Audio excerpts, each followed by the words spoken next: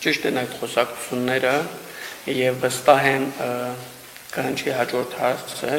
ինչու եք համաձայնվել։ Ես չէի կարող խոսել պետական ինստիտուտների դերի մասին եւ ստանալով առաջարկ ինքս լքել այդ շարքերը։ Ես իմ ունակությունների, կարողությունների շրջանակներում կանգնած եմ լինելու պետականության կողքին։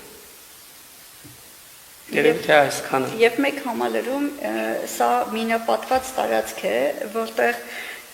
բոլորս փորձում ենք ինչ-որ ձևով պահպանել թե Արցախ բառը, թե Արցախի ներկայացությունը, թե ընդհանրապես պետական բոլոր